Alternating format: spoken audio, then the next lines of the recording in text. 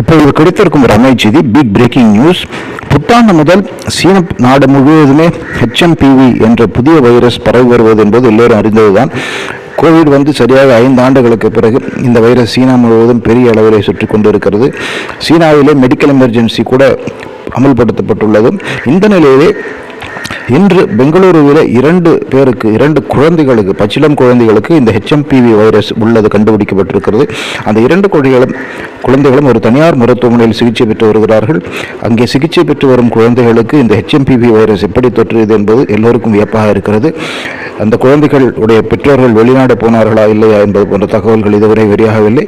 HMPV corona வைரஸை போன்றவே ஒரு கொடிய வைரஸ் என்றும் அதற்கு இப்பொழுது மருந்து இல்லை என்றும் சொல்கிறார்கள்.